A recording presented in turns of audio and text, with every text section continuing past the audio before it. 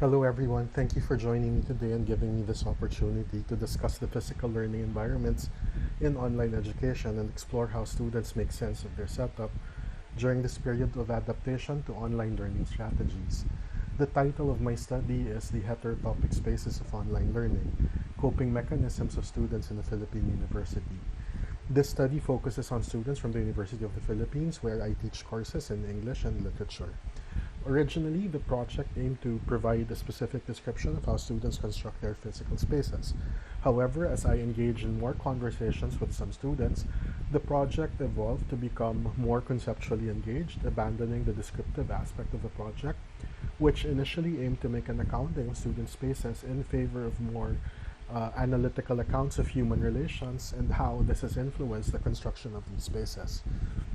The rationale for this study is twofold. First, it aims to consider more inclusive physical conditions that reflect the diverse background of students.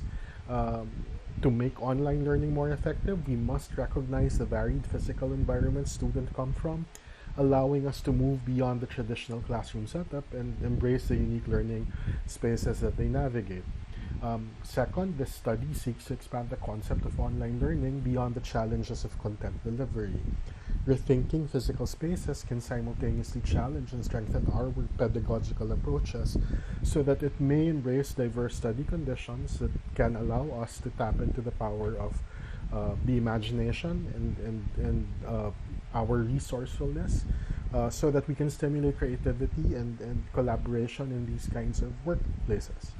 But along with these opportunities are risks, and the study will also lay out some of the potential risks and concerns associated with online learning that we are only beginning to realize.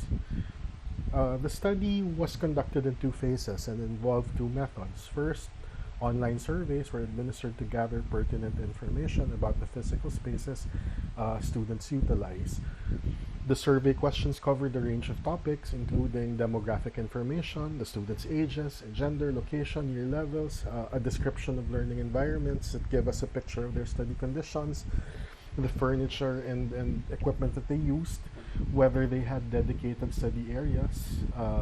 This also included their preferred study times, whether they were studying alone or with others, and any equipment acquired to enhance the online learning experience.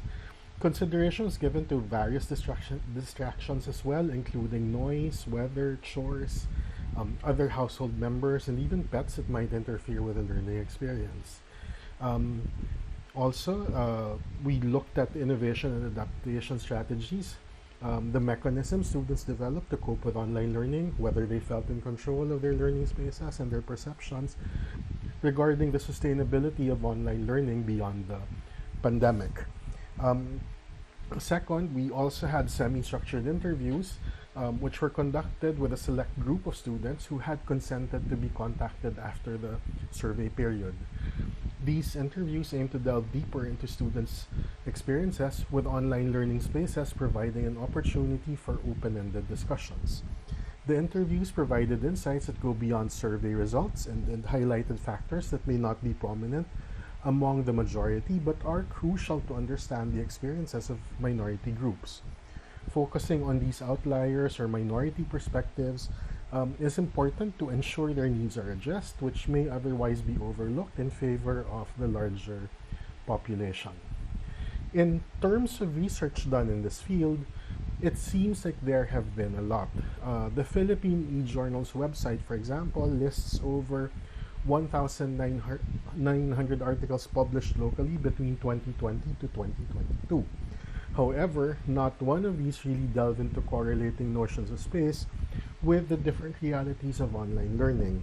Instead, these studies focus predominantly on topics like the psychological repercussions of having to shift to online learning, technological access, national and local government policies, pedagogy and the effectiveness of different online learning strategies, and also the assessment of resources and infrastructure. It is also difficult to consolidate numbers and data at this stage because they vary immensely. For example, government and national studies tend to downplay a lot of information pertaining to access and infrastructure. even arguing that existing resources for online learning are adequate and over-glorifying narratives of resilience and strength. Meanwhile, local studies, especially those coming from very specific rural areas, often argue for lack of critical government support, weak enforcement of policies, and are more critical towards the inadequate measures in implementing and experimenting with online learning. Despite the lack of consensus, there are discernible themes that offer a starting point to understand common issues affecting student spaces. One of these themes is access, which encompasses various interconnected factors impeding the online learning experience. Limited connectivity, particularly in rural areas, poses a significant obstacle to participation and access to education. This problem affects everyone, including teachers, as highlighted in the news report that you see there in the middle. News reports of educators in provinces climbing rooftops to access mobile internet so that they may post lessons and online activities. This was met with lots of adverse government reactions, downplaying such reports as false and defamatory, claiming that these were meant to destabilize government's efforts. Nonetheless, unequal infrastructure development, including unreliable power supply and limited network coverage, further compounds the access problem. Additionally, socioeconomic disparities exacerbate these challenges, with lower income communities facing greater obstacles. Another aspect of the discourse on online spaces revolves around noise management. In Filipino culture, noise is prevalent, and a particular issue that has sparked extensive public debate is the regulation of karaoke singing. While karaoke and singing in general hold significance in Filipino culture, it also poses a disturbance to online learning and even to professionals working from home. Throughout the pandemic, the prohibition of karaoke singing has been a contentious public topic. It was first banned in Manila in October 2020, and subsequently other cities and towns across the country followed suit by enacting different local laws to restrict karaoke singing during specific hours in an attempt to make online learning and work from home activities more productive. However, the enforcement of the karaoke ban highlights a significant divide in the policies implemented by local and national governments, particularly concerning the underprivileged and unemployed sectors whom were heavily affected by the pandemic's economic consequences. The ban affects individuals who have turned to karaoke singing as a means of coping with loss of jobs and primary sources of income. For many of these individuals, karaoke singing provides solace and stress relief, helping them navigate the challenges and frustrations resulting from their unemployment. The ban on karaoke can be viewed as disproportionately affecting this specific group, as it restricts a source of comfort and respite that they have relied on during difficult times, and which was no longer made accessible to them during the pandemic. The concern for controlling external noise is evident in the survey results, as more than 93% of the respondents reported purchasing headsets or headphones to adapt to online learning during the pandemic.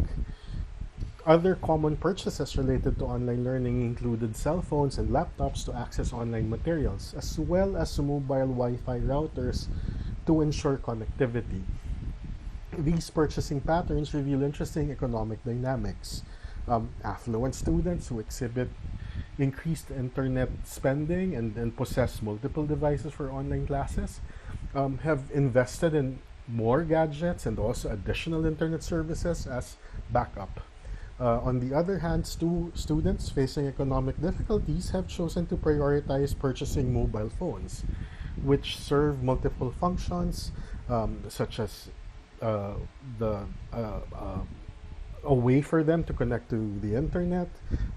It was also a camera and microphone for conference calls on platforms like Zoom or Google Meet, thereby reducing overall spending. However, the pre-pandemic realities of having an economic advantage continues to persist, as higher social classes have often utilized more financial resources to invest in educational opportunities, including buying equipment and buying additional services like additional internet connections for online learning.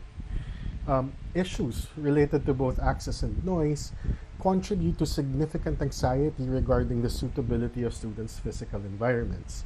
Many students feel a lack of control over these spaces, which manifests itself in various ways.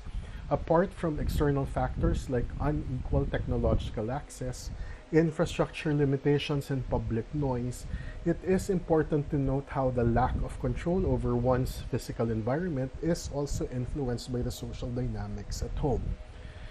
To begin with, only about 1/3 of the respondents have their own room. Those without a dedicated room must find creative solutions to optimize their learning spaces. This often involves negotiating with other household members regarding device setups and prioritizing internet access during specific times of the day. It is worth noting that the composition of many Filipino households go beyond traditional kinship ties, and it is culturally expected for children to stay with their parents long after they have turned of legal age. So the Filipino family is not just your nuclear family. Any household can include grandparents, cousins, aunts, uncles, and household help, all of whom contribute to space constraints at home. These complex household dynamics further complicate negotiations on how space is to be allocated and shared. So students without dedicated rooms often face constant changes in their physical setup. Those with limited space at home adapt to unconventional study areas in order to create a conducive learning environment. This may involve finding quiet corners, setting up study spaces in shared rooms, or utilizing public spaces like libraries or community centers if they are made available. Some students may also seek out alternative locations with better internet connectivity, even taking accommodations at relatives and friends' houses just to connect online. The conditions of these spaces vary greatly. In extreme cases, students do resort to creative solutions like studying on rooftops, traveling several kilometers to reach cell sites for better mobile internet signals, and while these instances may be exceptional, they do highlight the dire circumstances faced by the more marginalized sectors that need to be taken into account when we do plan for our educational services. On the other end of the spectrum, as we have mentioned a while ago, more affluent students may have the luxury of multiple internet connections as backup options. In between, the majority of students without their own rooms find ways to claim their own study spaces. Initially, many students opt to convert their living and dining areas into a shared workspace. However, over time, their views on sharing spaces for classes have shifted, with many pointing out that it often leads to conflicts within the household. Another common characteristic of these spaces is that they deviate from the idealized notion of learning environments. For example, 62% of the respondents no longer use traditional desks and chairs and instead choose to sit on the floor, lie on their beds, or utilize the couch. Some find niche areas in unused or less frequently used spaces, while others who quarantined in rural areas during the pandemic opted to work outdoors. The reasons for these choices are quite diverse. Some students who have their own space express a preference for alternative postures that they find more comfortable during extended periods of studying. Others express that they find tables and chairs to be reminiscent of the rigidity of traditional teaching setups. If they don't use desks, what furnitures or spaces do they use? The main preference for many of these students is the bed, followed closely by sitting on the floor, and also utilizing the couch, presumably in the living room. Other unusual responses include using the stairs, locking oneself in the car, staying in the bathroom, using standing desks, and even a student athlete reported sitting on a gym ball while using a traditional desk so that they may continue to work out while engaging in online work. Non-gadget or technology related purchases also reveal interesting choices in their learning setup. For instance, 39% of respondents report buying soft furnishings such as floor mats, cushions, bean bags, and even curtains. In an interview, one student mentioned purchasing a curtain rod to hang curtains and create a physical visual barrier between herself and the rest of her family to whom she shares a room with. But the real story that I want to focus on has to do with the social interactions that take place in these spaces. In particular, the lack of control over space is most evident in the compromises students have to make within their family and the kind of dynamics that they have at home. Among the 52 respondents without their own rooms, 80% point to at least one family member who they identify as a source of distraction during their studies. Nearly half of these respondents, about 48%, express concerns about their younger household members, with about half of them finding it challenging to strike a balance between supporting the educational needs of their younger siblings with their own studies. In the case of one of the respondents, she was finding it difficult to balance her own studies with the needs of her own child, whom she had in an early pregnancy. In addition, distractions can also come from non-human family members. For instance, pets affect a significant number of respondents, with over a third being responsible for taking care of their household pets. Originally, I classified taking care of pets as a chore, but a number of respondents consider their pets as part of the family and integral to their socialization processes. Other distractions, and perhaps I'm going to be going a little bit off tangent here. Other distractions include engaging in different online activities such as playing games, streaming videos and music, checking social media accounts, or simply browsing the internet. These may include watching television and listening to music. But I think I'm getting old with the categories I have in my head, since many students consider watching TV and listening to music an internet related activity because of new streaming technologies. Originally, I considered these things as part of traditional non digital mass media. So there might be something faulty with these numbers.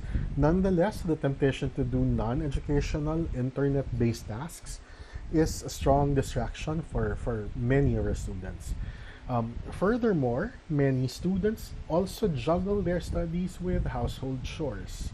These tasks can range from cleaning, cooking, doing laundry, to taking care of younger or aging family members, such as grandparents who require assistance and attention.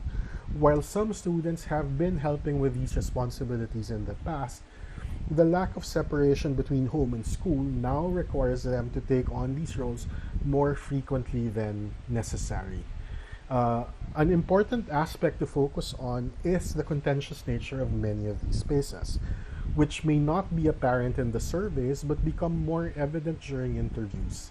As I said earlier, some students who share physical spaces and resources with younger siblings may feel that the online spaces they occupy have been primarily designed for children of a younger age group who receive more attention and support from parents and other family members during online learning. For one, younger siblings may have easier access to shared devices like laptops or tablets, and older siblings, on the other hand, may feel that they have disproportionate access to the same devices which they have to share with their younger siblings, leading to disruptions in their own learning schedule or limited access to online resources. Most importantly, parents also prioritize assisting younger children with their online classes, leaving older siblings who are attending university with less guidance or support in their academic pursuits. as they are expected to be capable of studying independently at their age. Many of these spaces reflect the prevailing view in the country that treats education in an infantilized manner, primarily associating it with younger children and focusing on meeting their educational needs, while overlooking the needs of older students and the requirements associated with independent study. This educational culture or mindset tends to prioritize resources, support, and attention towards younger students with the assumption that they require more assistance and care throughout their educational journey. Consequently, older students with different educational needs feel overlooked. And this sentiment is often triggered by a variety of causes. It can be as simple as the sharing of gadgets and spaces and time, which many of them feel could be very disproportionate when a younger sibling is involved. But it also translates to the inability of the household to provide age appropriate and non religious resources for things like counseling, socialization, and varied forms of cultural activities which students of this age are curious to pursue. And so this child-centric perspective on education is also intensified by how limited and inflexible a lot of home spaces are. For college students, this can translate to very limited opportunities to facilitate open discourse and critical discussions. Many students prefer to have their own study spaces because they find it challenging to engage in sensitive discussions that are often avoided at home. These discussions may touch upon taboo topics such as gender and sexuality, religious beliefs, labor practices, class conflicts, and even politics. College students in particular may be struggling to craft not just physical spaces, but also the cognitive and emotional preparedness necessary so they can freely explore concepts that may contradict the beliefs and ideals held by not just their families, but also held by their communities. The 2022 national elections serve as a vivid example of how political dynamics can impact students and their families, leading to confrontations and conflicts based on differing political affiliations and ideals. While these differences can potentially lead to productive discussions, it can also make it difficult to engage in open and productive discussions about politics at home.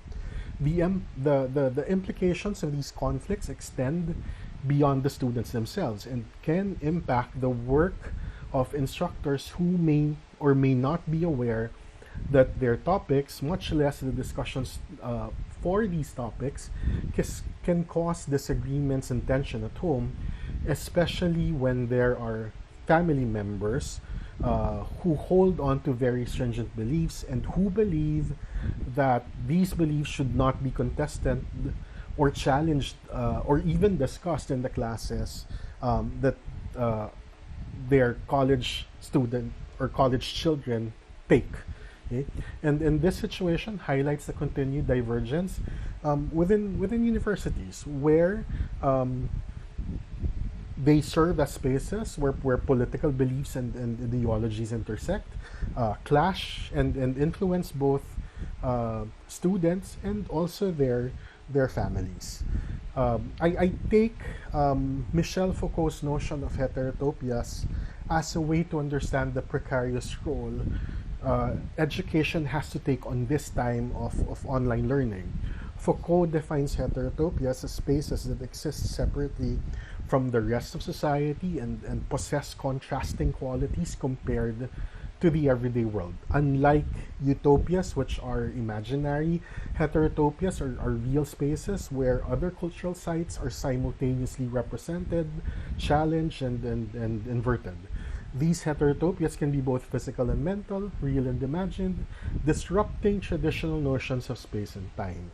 While universities and schools have been viewed as heterotopic spaces in the past, as they can exist outside mainstream norms and are also important sites where the established order can be challenged and subverted, not a lot of work has been done to consider the possibilities of seeing its functions antagonize popular social relations, particularly within the family, and especially in this context of ours where we have to deal with um, o- online learning.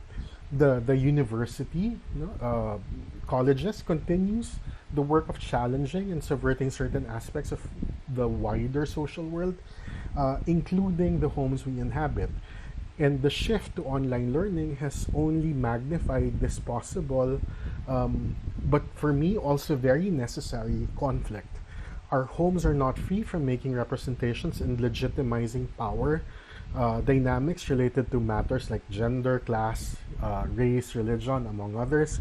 And in this way, the online class acts as a site where contestation and inversion occur alongside the reinforcement of established power relations.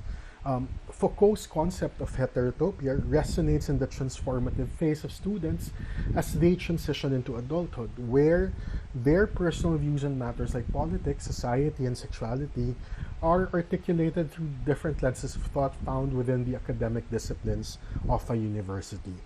And this period of development is marked by constant experimentation, driven by the need to critically examine the beliefs they grew up with and reconcile them with the new ideas and information they encounter. However, we must question the safety of fostering discursive exchanges within the home. And perhaps, in view of a definitive conclusion, look at this as a starting point to sway the discussion about online learning, that it isn't just about pedagogy or internet connections, devices, and technology, but also to think of our students as part of different social dynamics ranging from the family to the community and the nation, uh, and also part of existing processes and ideals, some of which needs to be disrupted and challenged. When planning and designing courses for online learning, maybe it's also crucial to strike a balance between creating opportunities for discourse within households and then providing the necessary safeguards, especially for students who may not have supportive families when it comes to embracing diverse perspectives. On the top of that list of things that we might have to do is to have to probably stop assuming that the homes which we, both teacher and student, inhabit are not necessarily neutral and safe spaces. Most online lessons are designed with the assumption of supportive home environments, but we also must consider that even the slightest possibility that the lessons we intend to teach may compromise the safety and well-being of our students. Similarly, what are the boundaries that we should establish? It is easy to set boundaries when it comes to our classrooms because we can control these spaces. But how do we encourage respectful conversations and diverse viewpoints in online spaces where we have limited insight into uh, into the family dynamics, their power relations that can either inhibit students from becoming the best version of themselves and allow them to flourish? There is somewhat of a delicate balance that is needed when envisioning these kinds of spaces.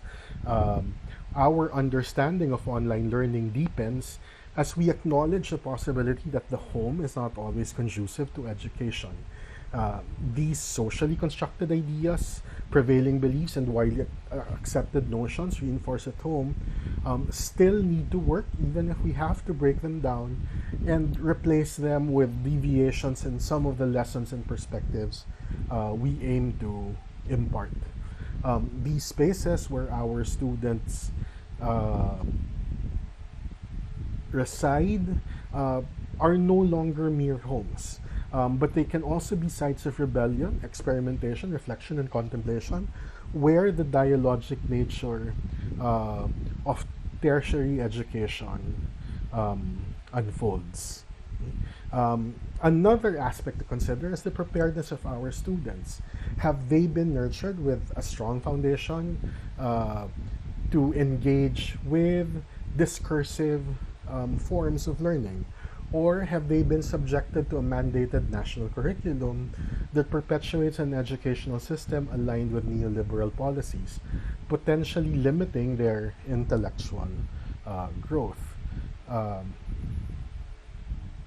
while the implementation of outcomes based education in the Philippines emphasizes learning outcomes and student competencies, its aggressive enforcement and reliance on predetermined outcomes and competencies have led to excessive standardization and somewhat of a reductionist approach to education, which prioritizes the achievement of quantifiable outcomes and marketable skills over the development of critical thinking and creativity.